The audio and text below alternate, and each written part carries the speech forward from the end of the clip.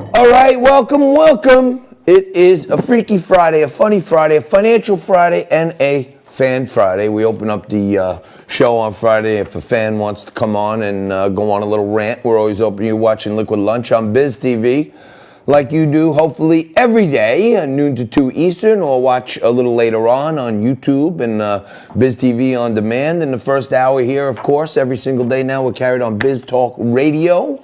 And the team over there is working on our new podcast, the Liquid Lunch podcast. If you missed it, you can go get the podcast on all the places where you get your podcast. And before we kick off this Freaky Friday edition, I do want to remind you, all of your engagements and support help a lot. Our social media is growing in leaps and bounds, but if you're watching on Facebook, on YouTube, on Instagram, any of that stuff, leave us a comment, give us an engagement, thumbs up, thumbs down. It's really helping us out. You're helping us, and I appreciate it. Thank you. Now, I have been going on some significant rants lately about the teachers union. As you know, here in New York, they've already pushed back the opening of schools in person 2 times, because this is a Ponzi scheme being run by the governor, the mayor, and the head of the teachers union, Michael Mulgrew, who is basically ransoming his union members.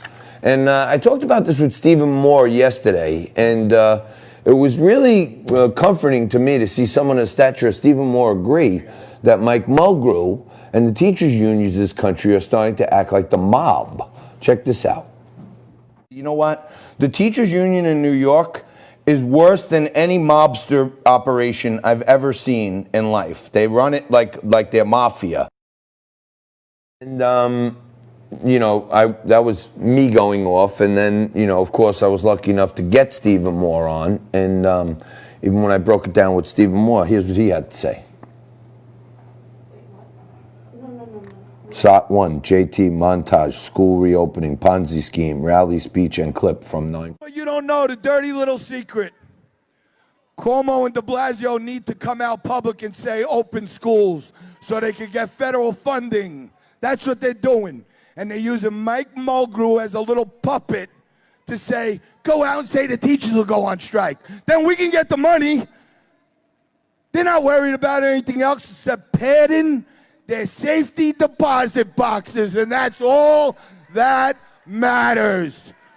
They won't let kids go back to school. Now they said they're going to let them go back to school on the 21st, okay, the 21st. All of a sudden, all the teachers are getting coronavirus, we see today.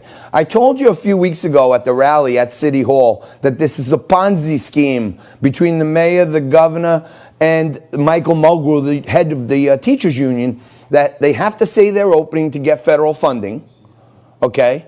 And then when they get the federal funding, they use the union to say, oh my God, they're not taking care of our teachers.